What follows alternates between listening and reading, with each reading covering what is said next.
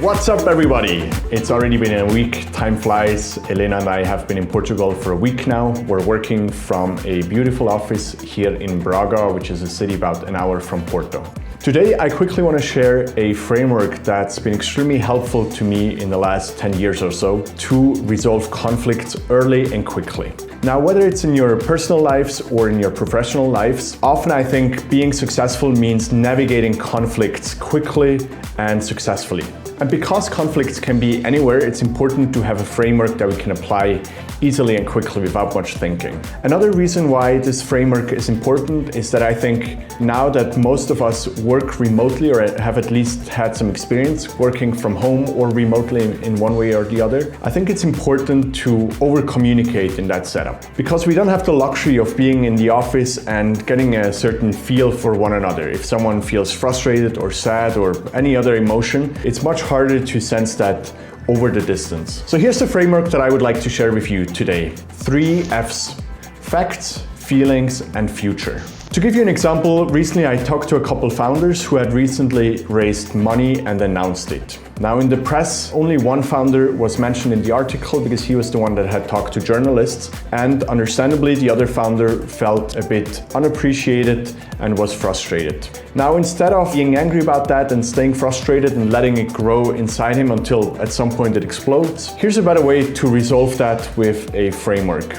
Let's look at the framework. Facts is the first F. When you communicate the conflict to whoever you're having that conflict with, first talk about what is objectively true. In this case, the founder that felt left out could say, "We recently raised money, you talked to journalists, and some articles were published about our fundraise, but I wasn't mentioned in those articles." The reason why facts are important is to give a common foundation, something that's established as a ground truth, and also to talk about this concrete instance. What makes conflicts sometimes very hard to resolve is when we generalize them. So this founder could also have said, "You never think of me when you talk to the press," or "You don't appreciate me enough, you never mention me when you talk to others." Both of which would be much harder to respond to than what he chose in this case, which was talking about the specific instance. So second F, feelings. How does it look inside of me? What are my emotions? This founder could have said something along the lines of, "When this happened, what I just described to you,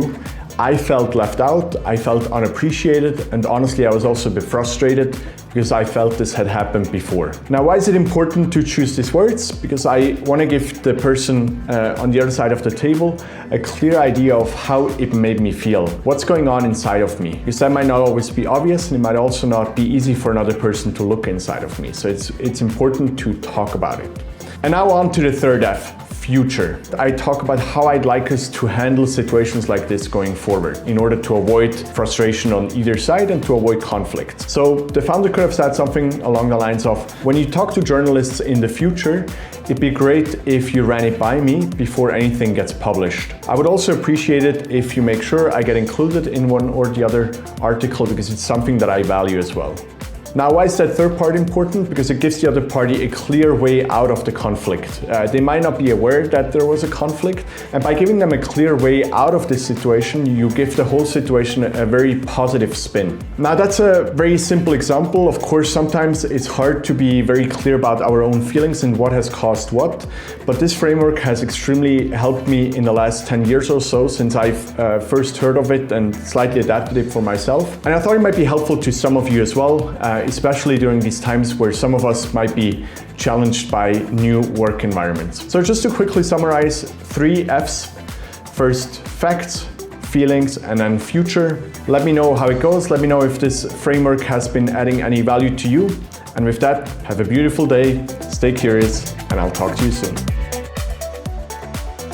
Hey, if you like this video and you would like to do me a huge favor, then please smash that like button and subscribe. That's great for the YouTube algorithm and more people will see it. It will also make sure you will get to see all the upcoming videos on essentialism and entrepreneurship. And if there's a question or topic you would like me to cover, please let me know in the comments.